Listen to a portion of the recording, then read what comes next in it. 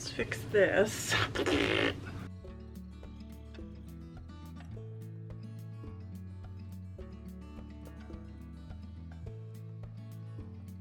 Am I ready? I guess I'm ready. Hi, welcome to FiberLoveDiary. I'm Trisha if we haven't met, and if we have met, welcome back. How are you? What you doing? What are you working on? It's fall is upon us here in the Northern Hemisphere. I'm working on a sweater for John. As soon as it's done, I'm gonna knit myself another sweater, but it's not even close yet. I'm also working on socks for him, and then I'm gonna knit myself a pair after. I always knit us each a pair of Christmas or holiday socks just for fun, and his are almost done. I'm on the toe. I'm like maybe a quarter of the way done with the toe, so as soon as I'm done, mine will be next. But I have a lot of finished stuff, not as much as some of my finished project catch-ups, but I feel like I may have forgotten some things, honestly, or given them away right away, or who knows, even sold them right away. I'm not sure. So we're gonna go through a bunch of those, and then I need to ship some orders out because we were gone for the weekend. You guys have been busy on the website, which I really appreciate. I have a bunch of stuff that is ready to be rinsed, and then a bunch of stuff that is ready to get dyed, a bunch of the Jacob. I know a lot of you really like the Jacob because the colors come out so dark and like moody and fallish, and so there's like, I think 18 braids of Jacob out there ready for me to get some dye on. That may or may not happen today. It might be tomorrow morning. It needs to be today.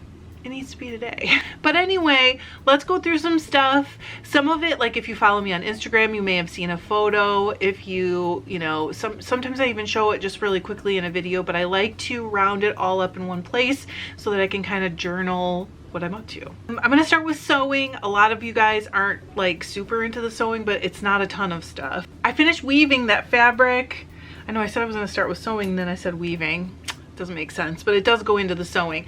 I finished the weaving on this fabric that had the random stripes. If you saw the video on the sectional warping beam, that's what I was warping. It's really pretty, isn't it? And I have a bunch, I saved a bunch to work on sewing with because I want to do more of that. And I made a little box bag. I'll insert a picture because I did post a picture on Instagram, I think it was. And I had it with me at the local yarn shop, and somebody else said, oh my gosh, it turned out so great, whatever. And I'm like, do you want it? And I gave it to her because let's face it, I am probably going to be making some more of those. I did love it. I'm really happy with how that second one turned out, and I bought a whole bunch of zippers by the yard so that I can like continue to sort of experiment with different shapes. I made 2 of those actually. The first one is around here somewhere still, or maybe I threw it away because I had so much trouble with it. On the first one I used fusible fleece instead of a thinner interfacing, and it was just too thick to get like the parts where all the corners meet and the zipper. It was too thick, so I wasn't that happy with how that one turned out. I may have even tossed it, but I think I just kept it somewhere. I'm not sure. I also made, some of you guys I know have seen this, I have made this dress for Jessica. Some of you won't have seen it though. I embroidered the skirt. I actually cut the skirt out and then thought, this is not, it's like gonna be too plain. So I thought, well, I could, you know, zhuzh it up a wee bit. And so I tried to embroider on the cut piece, and I didn't like the placing of the embroidery. So then I just embroidered a bigger piece of material and cut out a new skirt. That's one of the nice things about experimenting with these teeny tiny little pieces of fabric, because it doesn't take much for me to make the whole dress, and if I just need to recut one piece or embroider it and cut it out again, it's like not a big deal, you know. So it's kind of nice, but isn't it beautiful? I think this color really suits her. I try to think about that as much as I can, and it comes with like a little diaper cover thing. She does have a diaper on, in case you're worried. I also sewed her this dress, which is more like a party dress, let's be honest, and it also has a diaper cover up on the hanger. Hang on, they're just tiny. I mean, she's so little. Like normally we would call these like a bloomer. I am really happy with how that's going. The sewing for her has been so much fun. Again, it's not a big investment. If I make a mistake, I've only messed up a tiny little piece of fabric, a tiny little piece of lace. I've had fun hunting for like the perfect lace for each thing. I did find a purple ribbon, so I'm gonna add a sash to this, a purple ribbon that matches perfectly and is the perfect width. One of the things I'm finding super hard for these teeny little clothes is scale, because even the smallest lace you can find seems like a big piece of lace on this tiny little dress. I also made her a, I mean, I would call this a sack sleeper, but they call it a bunting in the pattern. It's been super fun for me. I cannot explain why. I did buy material to make her 2 fall dresses. I will be cutting out both of them very soon and getting them sewn together so that I can get her out of her summer dress. I also knit her this tiny gold crop sweater, but that is all one piece basically. It needs buttons still. I was going to make them and then I found some that will work, so I think I'm just gonna go with those. They're just plain little white buttons. I picked the gold because I think it'll go really well with her fall choices, her current fall choices. Who knows, there may be more. With the sweater and the buttons, we're looking at a scale problem. Like, so the smallest button I can find for normal clothes is still looks kind of big on the sweater, so I may go back to making them, but I did find some in my stash that would work, so it's kind of a maybe not thing. That's all the sewing, in case you weren't interested in the sewing. I'm gonna go through the spinning, although I'm pretty sure there might be some spinning missing. I did not go back through Instagram like I usually do. If you think of it, if you remember something and you're like, why didn't we get to see that? Just let me know. There is a fair amount. I did send out the polywog. I don't know if you guys will remember that, but I was spinning it during live, so some of you will. For a while, I finished it and did send it to one of you guys who had expressed that they really liked it just for fun. So that I can't show because I didn't take pictures either. And I finished the sweater spin, the recent sweater spin. I know I showed this really quickly on a previous video. This is the final yarn. This is the first bobbin full. It's 956 yards. I have 2 more bobbins. I have not wound them off yet. That are the same approximately. They're going to be pretty close to that same size. They were plied all the way till they were touching the woolly winder. And then I have one that is a little bit less full. So if I had a guess, I guess somewhere between 35 and 3,700 yards about. I guess I'll let you guys know a final count if you even care, but it's way more than I need for a sweater. I could make like a onesie out of that. I'm not going to. But I could. I'll just have leftover, and that's always cool too. I'll just put it aside. I always find some way to use it, always. This was all done. It took a long time, as a lot of you know. I actually blended this. This is a gray Romney cross fleece that I bought from someone, a shepherd that's kind of local to me, and then years ago, like 10 or maybe even a little more years ago. It was washed and in my fleece stash this whole time. And it's blended with a mostly blue, but also some purple and other colors mixed in, sari silk. So it's been really pretty. I'm gonna show you on the bobbin. I feel like you can just see it better on the bobbin. I don't know why. This will be for a sweater for me, but first I have to finish John's sweater because I hate having more than one sweater on the needles. It's just one of those things with me. It happens once in a while, but even when I allow it to happen, it's usually an adult sweater and like a kid or baby sweater, not 2 adult sweaters. I don't know. I think what happens to me is that I just feel like I'm not making progress if I have too many going, and I don't like that feeling. So if you saw the video of the 3-ply fractal, that's what this is. This is, the colorway is Frankie, and it is dancing. Oh, I'll put the name of the company below. I can't remember. It came in a Paradise package. The fractal turned out just beautiful. I actually don't know what I'm gonna do with this. I feel like it might go into a sweater. Like, wouldn't that be so cool as the yoke of a colorwork sweater? Because even if I don't change colors, it's gonna seem like it changes colors, kind of. I don't know. That's kind of how I'm feeling right now. I just feel like it would look really good in like a black or gray plain yoked pattern. Really, it was a fun spin. This is a merino that I actually dyed for my shop, and I kept one to spin myself. And there's actually a couple in the shop still. It was called Dianthus. I got 432 yards out of it. It's a very fine merino, and it turned out so pretty. Again, I'm not really sure what I'm gonna do with it. They do look good together though, don't they? I'm not sure. Sometimes I just spin because I love to spin, and the color's called to me, and I don't worry about if it's for a project or not. And sometimes I spin specifically for a project. Go figure. I don't know why I'm like this. Okay, there's tons of this in my shop, but not this exact colorway, sorry, is something 70s. I can't remember exactly what it was called. 70s kitchen, something like that, because it had kind of that like avocado green, kind of burnt orangey and gold.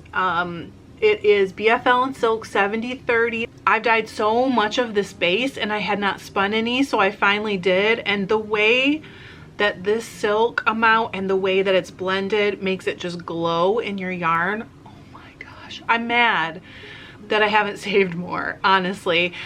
There's also, I think, 16 braids of that are completely done that I just need to rinse today and get in the shop. So for some reason, this base just calls to me, and I dye it over and over and over and over again.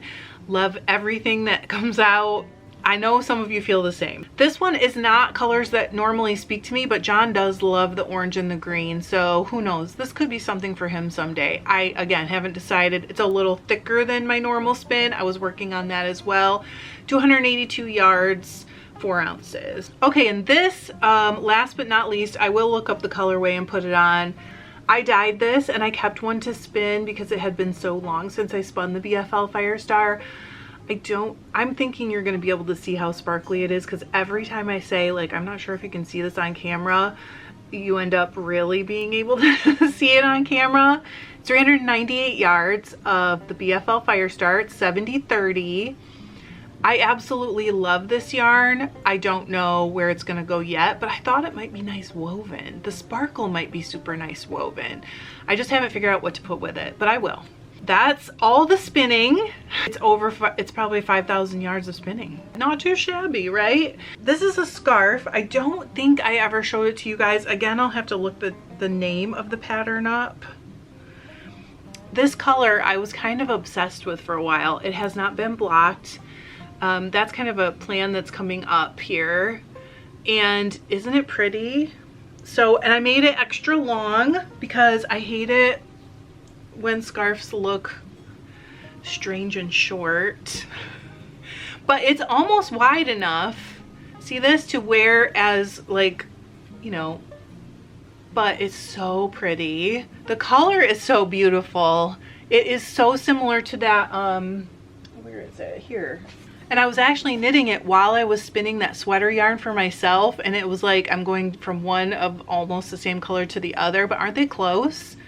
So pretty. Again, it needs a block. That will make a difference. It'll open up that cable pattern, but isn't that pretty? Let me get a sock form and I will show you all the socks. Again, I'll put the names up on the screen as I show them to you. Some of these are the sock patterns that I tested for Super Sock World Championship.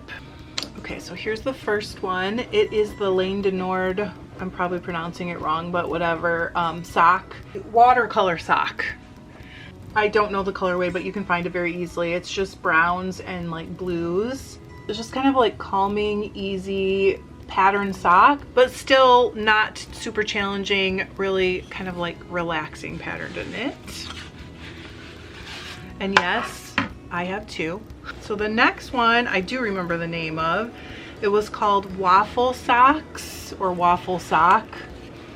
You can see it's because these little things look like waffles going up on either side of the zigzag and then around the cuff in the zigzag. It's knit out of Knit Picks Stroll Tweed colorway. I don't remember. Something purple. It was, again, not difficult at all. You know, we're all kind of coming at things from a different angle, and it happens sometimes. So I do have 2 of those, just in case you're wondering. All right, here's another one that is beaded, and I believe this was from Super Sock World Championship Test. These gold flowers, I love the beaded ones. If they're beaded on the leg, when they're beaded on the foot, I cannot stand it. I hate that. And this one had a heel that was really cool. You can see one side of it, but I'll flatten it out and show it to you. I really liked that about this sock.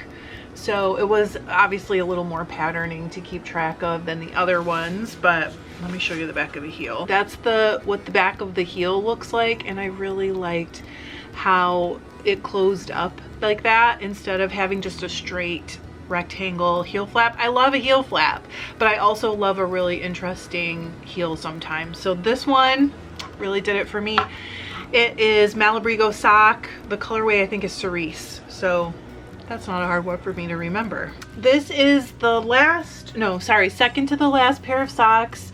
It is like a slip stitch pattern, and it looks complicated, but it's actually really easy. You get two colors in like a spiral. You slip these and sometimes kind of like cable twist them. It is an orange, unidentified orange from my stash, and then some Perth. These are just a colorway that I dyed, and I had saved one hank for myself because it called my name. I just happened to pull it off the shelf thinking this is the one, and it's just plain, but so pretty and very Trish, honestly. The color is always colors that I go for, so I am loving these. So that's all the socks. So it just says knitter. I was just trying it out. I'm trying to get the multi-hoop positioning. Only people with the kind of single needle embroidery machines will know what I'm talking about, but I've been working on it. I'm really happy with how this one turned out. Let's look at our last thing. This is my final finale coup de grace everything. My Berlin soft sweater. I've been working on it for a long time, and I don't know, probably a year or maybe even a little bit more. The sleeves have this same cable pattern going down the sleeve, and I have woven in all the ends. Have not blocked it because I wanted to get the buttons on first, and much like a couple sweaters back, you guys have seen them before, I made my buttons, and John made his buttons for the sweater, the like grandpa sweater with a shawl collar from last year, but he started before I got the camera on, so I never got that filmed, but I did film this. So if you guys want to see the button video, that could be a bonus for this week, so let me know. A couple of you saw the buttons on TikTok already because I showed them on TikTok, and you were like, wait, how did you do that? So I'm going to come in really close on this one on the bottom, I guess.